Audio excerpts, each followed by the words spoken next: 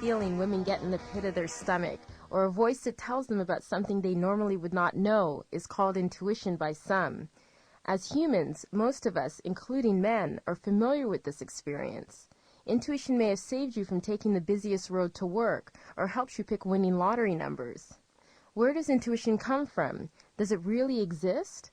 Carolyn Kunzel, a graduate student at Concordia University, is working on a master's project on intuition.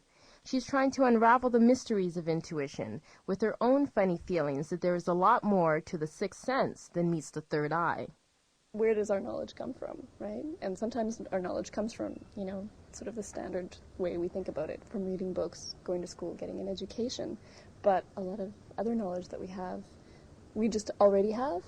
And so I started wondering, where that knowledge came from. And that's kind of how I got to the idea of intuition.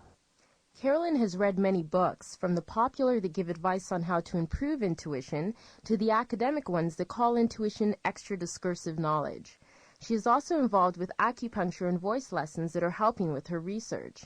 In everything she has come across, there is one understanding of intuition that continually comes up. Intuition is a kind of knowledge that comes from the body. We often refer to the body when we talk about it. Like we say things like, I just had a gut feeling about something, or the expression, just follow your nose, see where it takes you.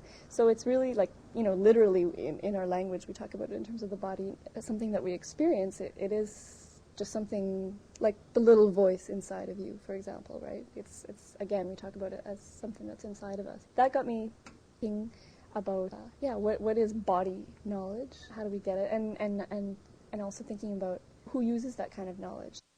Some of the people who use this knowledge are women and fortune tellers, Carolyn has discovered.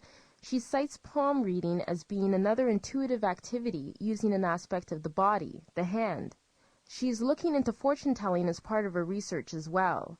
Roz is a female psychic and spiritual healer who says it was perfectly healthy guidance that led her to sit beside me outside a library for us to do an interview. She works with addicts to heal them in a spiritual way. Roz's first miracle with intuition was when she was 3 years old. An older cousin locked her in the garage for 3 hours. She was calm and unafraid the whole time, intuitively knowing that she would be all right. I was born with a gift that allows me to read people and feel energy through rocks and crystals, through the medium of the tarot as well, so that I can provide people with information about their past, their present, and their future, and to also guide them. This is not strictly fortune telling. This has nothing to do with it. It's intuitive work that feeds people with energy to open up and to listen to their own intuition. Roz was able to predict the exact time and date of her partner's death. It came to her as a vision, and light is always associated with her intuitive experiences. Sister Michelina Bertoni, who works at the Montreal Pastoral Counseling Center and also guides people spiritually, has a perspective on where intuition comes from that is linked to Carolyn's idea of intuition being body knowledge and Roz's spiritual experiences with it. Knowing something in an intuitive way is listening to the feelings within, and even more than the feelings, it's at a deeper level, listening to the movement of the spirit.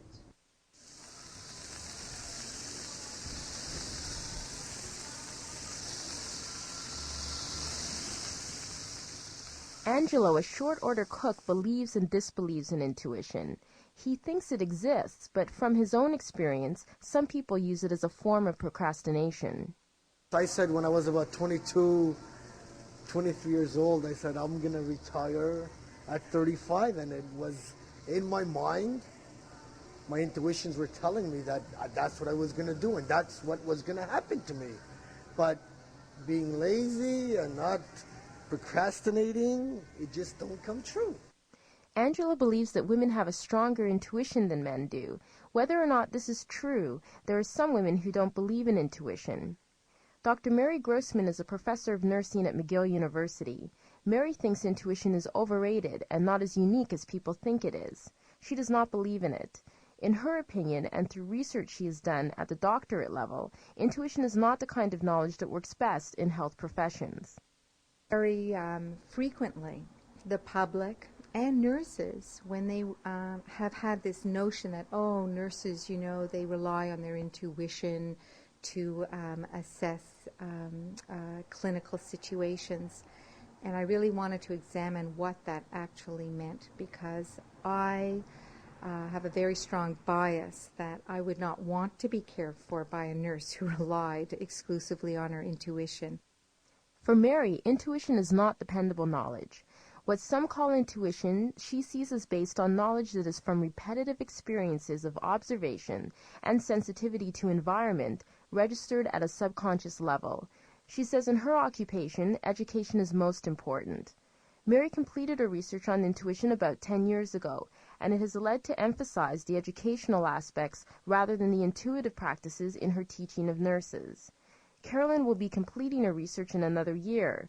She is hoping that her research will have a different effect on the messages she wants to give others about intuition. She wants people to be more in touch with their bodies and rely on the information it gives you, and not just solely relying on the mind for knowledge.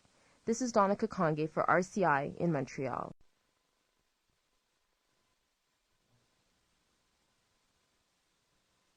I went to Ryerson for 4 years, and when I completed that, I didn't do much